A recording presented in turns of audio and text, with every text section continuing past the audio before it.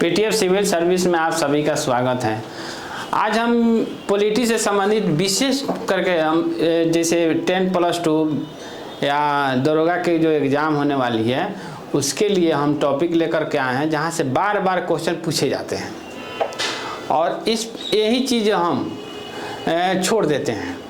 तो इसलिए हमें पॉलिटी से क्वेश्चन बनाने के लिए उनका कुछ महत्वपूर्ण टॉपिक है जो उस पर ध्यान देना है, जिस पर हम चर्चा कर रहे हैं। और मेरा पॉलिटी से संबंधित एक एक जो वीडियो आएगा वो सारे इम्पोर्टेंट बन करके ही आएगा और हम उसी को लेकर के हम आ रहे हैं जो क्वेश्चन हमेशा जहाँ से पूछे जाते हैं। तो पॉलिटी से संबंधित को टॉपिक है, अनुसूची पर चर्चा करेंगे। जब भारतीय संविधान में कितने अनुसूचियां हैं, भारतीय संविधान में कितने अनुसूचियां हैं और भारतीय संविधान में भाग कितने हैं और भारतीय संविधान में अनुच्छेद कितने हैं। तो जहां तक अनुसूची की बात है तो भारतीय संविधान में 12 अनुसूची हैं, 22 भाग हैं और 395 अनुच्छेद हैं। और इस पर हम एक एक करके चर्चा करेंगे। आज हम विशेष करके अनुसूची पर चर्चा करेंगे जो प्रथम अनुसूची में किसकी चर्चा किया गया है। तो प्रथम अनुसूची में जो भारतीय राज्य की चर्चा किया गया है, जो 28 राज्य हैं और 8 केंद्र शासित प्रदेश हैं। तो प्रथम अनुसूची में 28 राज्य एवं 8 केंद्र शासित प्रदेश की चर्चा किया गया है। केंद्र शासित प्रदेश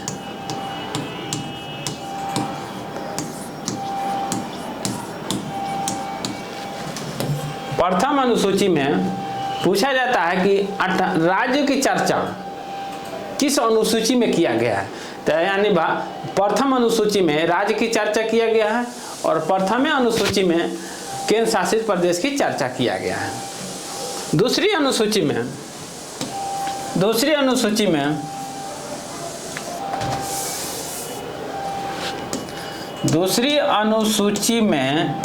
राज्य कर्मचारियों के वेतन की चर्चा किया गया है। दूसरी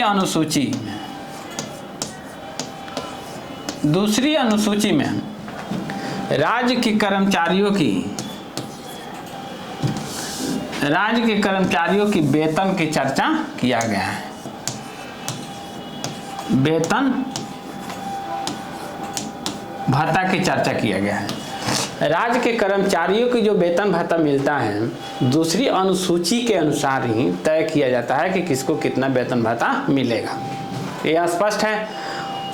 और तीसरी अनुसूची में राज्य के जो कर्मचारी हैं और जो भी शपथ लेते हैं उनकी चर्चा किया गया है। जो शपथ लेने का क्या प्रावधान है, यह तीसरी अनुसूची में इनकी चर्चा किया गया है। शपथ ग्रहण की चर्चा भारतीय संविधान के तीसरी अनुसूची में किया गया है। यहाँ तक क्लियर है। और यहाँ से अनुसूची पर खास करके अनुसूची तो छूटना ही नहीं चाहिए। और अनुसूची से एक क्वेश्चन बार बार पूछे जाते हैं किसी भी एग्जाम में, एसएससी के एग्जाम दे रहे हो या दरोगा के एग्जाम दे रहे हो या किसी अदर स्टेट का एग्जाम दे रहे हैं, उसमें अनुसूची से क्वेश्चन पूछे जाते हैं। यहाँ से बार बार पूछे गए हैं क्वेश्चन। चौथी अनुसूची में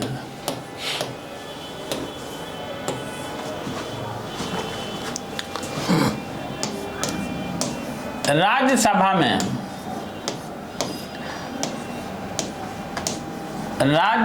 में सीटों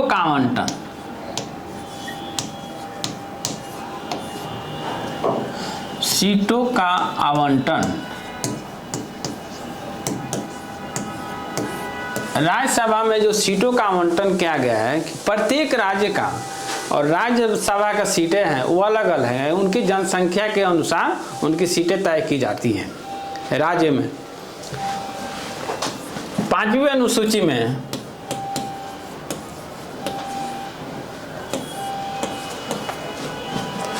अनुसूचित जाति अनुसूचित जाति, अनुसूचित जनजाति, अनुसूचित जनजाति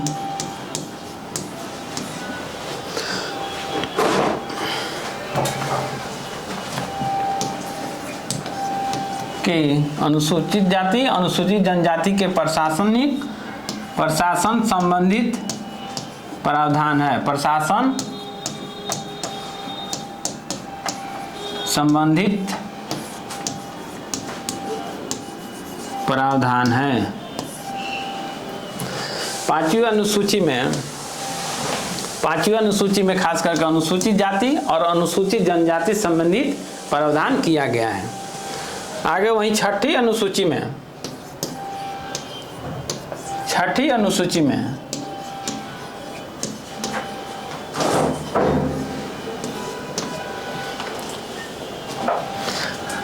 खास करके मेघालय, पूर्वोत्तर का जो राज्य हैं, छठी अनुसूची में मेघालय, त्रिपुरा,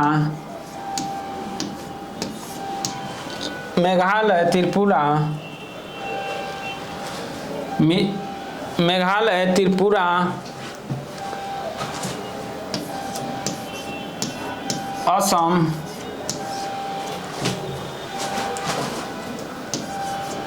मिजोरम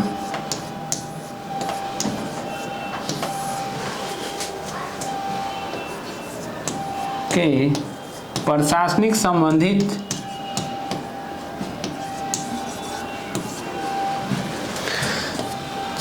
छठी अनुसूची में मेघालय, त्रिपुरा, असम, मिजोरम के प्रशासनिक संबंधित प्रावधान किया गया है कि जो पूर्वोत्तर राज्य के हैं मेघालय, त्रिपुरा, असम, मिजोरम, उनके जो प्रशासनिक व्यवस्था को जो संचालन किया जाता है छठी अनुसूची के अनुसार ही किया जाता है। सातवीं अनुसूची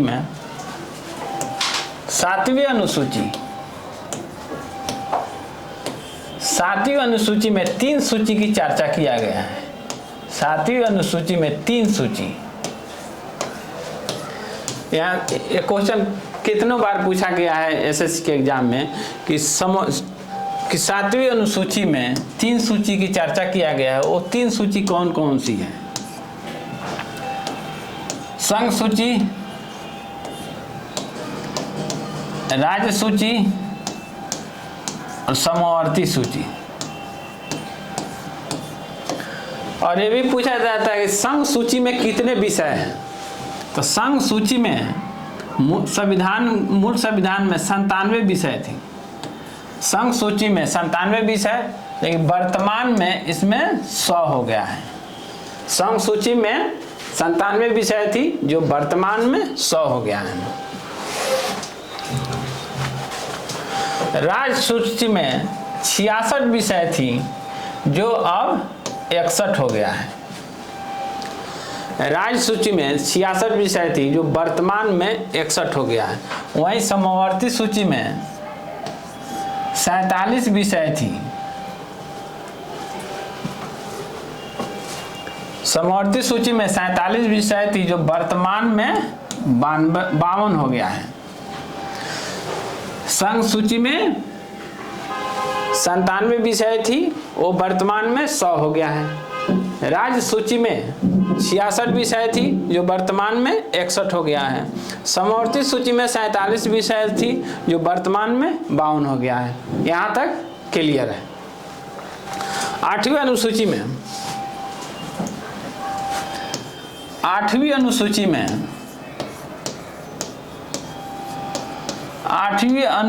में भाषा की चर्चा किया गया है। तो वर्तमान में 22 भाषा है। वर्तमान में कितनी भाषा है? 22। लेकिन वहीं मूल संविधान में, जब मूल संविधान की बात आती है, मूल संविधान में 14 भाषा की चर्चा है।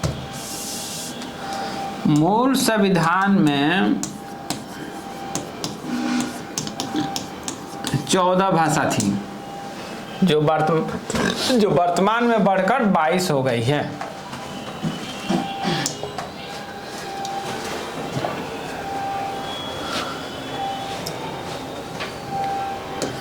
इक्कीसवीं संविधान संशोधन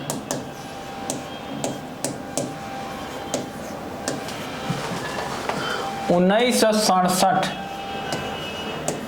में 21वीं संविधान संशोधन 1967 के तहत सिंधी भाषा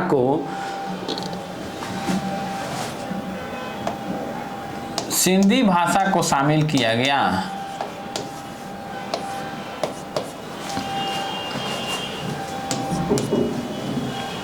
इक्कीसवीं संविधान संशोधन के तहत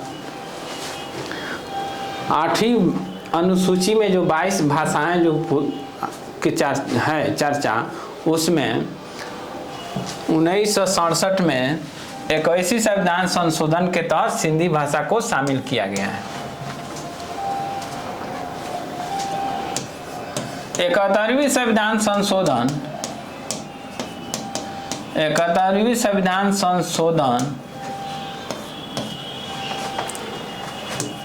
1992 में 71वीं संविधान संशोधन 1992 में 3 भाषा को शामिल किया गया। 3 भाषाएं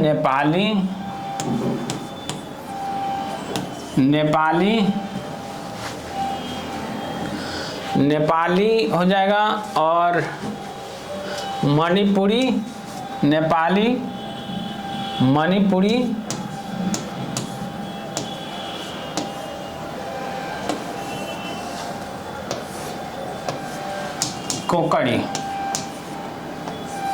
कोंकणी भाषा को शामिल किया गया। 71वें संविधान संशोधन 1992 में नेपाली, मणिपुरी, कोंकणी भाषा को शामिल किया गया। 92 संविधान संशोधन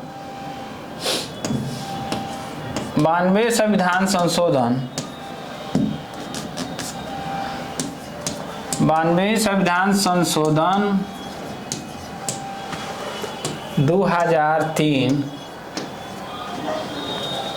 में हुआ और 2004 में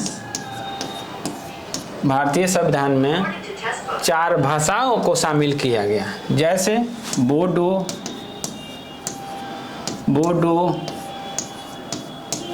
डोंगरी,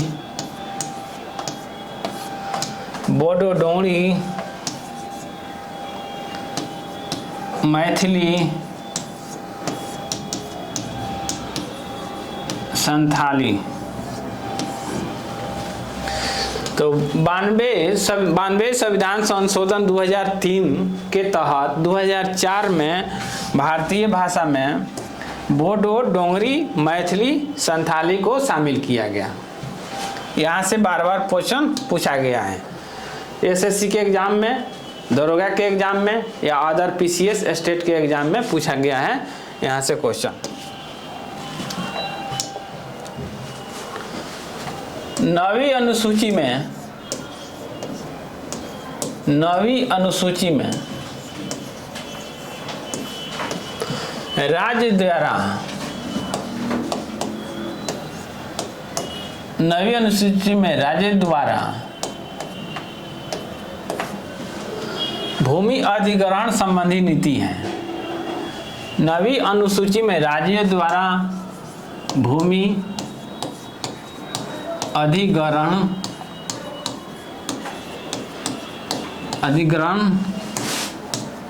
संबंधी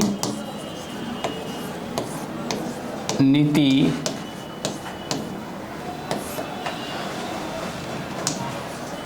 का वर्णन है। 9वीं अनुसूची में राज्य द्वारा भूमि अधिग्रहण संबंधी नीति का वर्णन किया गया है। 10वीं अनुसूची में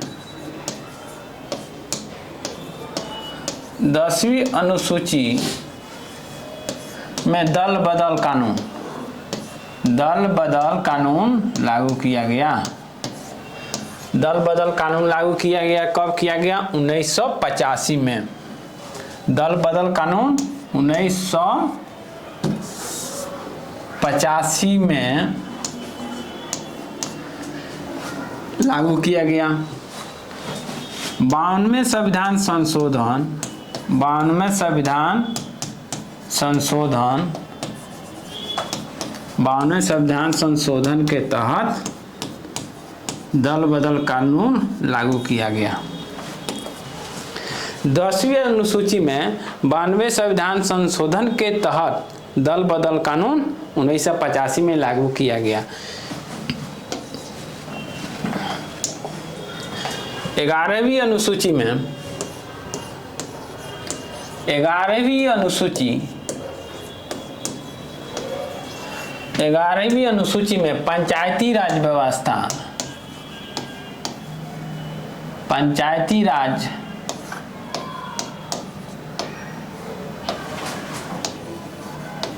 व्यवस्था की चर्चा है। 11वीं अनुसूची में पंचायती राज व्यवस्था की चर्चा है, जो 73वें संविधान संशोधन, 73वें संविधान संशोधन 1992 में, 73वें संविधान संशोधन 1992 में पंचायती राज व्यवस्था को लागू किया गया और प्रथम बार राजस्थान के नागौर में लागू किया गया 1959 में। 59 में राजस्थान के नागौर जिले में, राजस्थान के नागौर जिले में लागू किया गया और दूसरी बार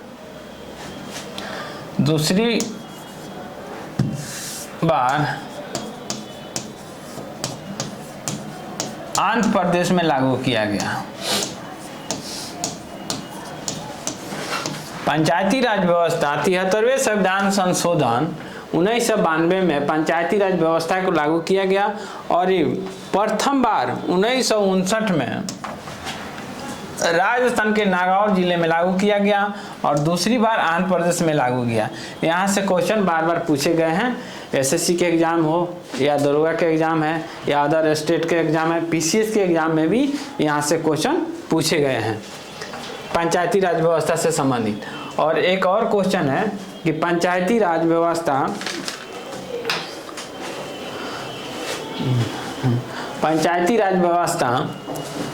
किस राज्य में लागू नहीं है। जैसे पूर्वोत्तर के राज्य के देखें, नागालैंड, मेघालय, मिजोरम, तो नागालैंड, मेघालय और मिजोरम में पंचायती राज व्यवस्था लागू नहीं है। केंद्र शासित प्रदेश दिल्ली में पंचायती राज व्यवस्था लागू नहीं है।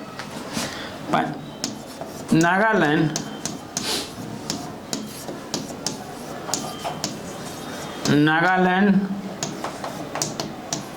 मेघालय,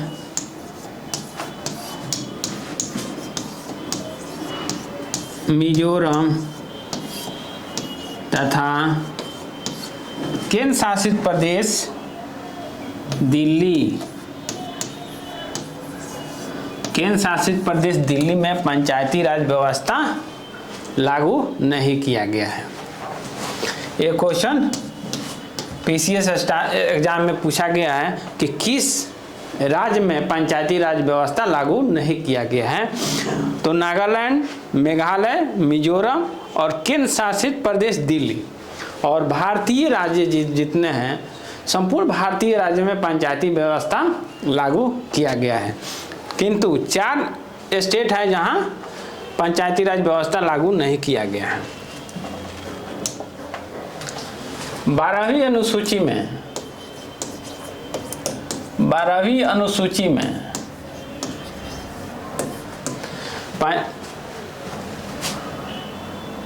अनुसूची में नगर पालिका की चर्चा है। नगर पालिका, 12वीं अनुसूची में नगर पालिका की चर्चा है।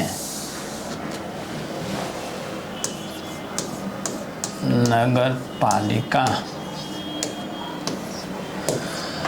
12वीं अनुसूची में नगर पालिका की चर्चा है। जो 74वें संविधान संशोधन, जो 74वें संविधान संशोधन 74वें संविधान संशोधन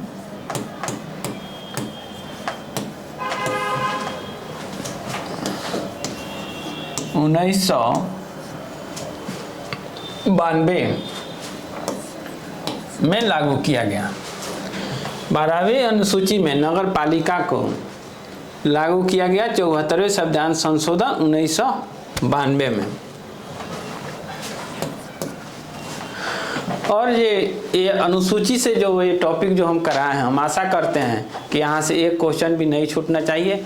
और इस पर खास करके ध्यान देने की ज़रूरत है कि यहाँ से बार बार क्वेश्चन पूछे गए हैं। एसएससी के एग्ज़ाम हो या बिहार दरोगा के एग्ज़ाम हो या अदर स्टेट पीसीएस का भी एग्ज़ाम हो, यहाँ से एक क्वेश्चन इम्पोर्टेंट रहते हैं और यहाँ से पूछे ही जाते हैं। ये मेरा दावा है।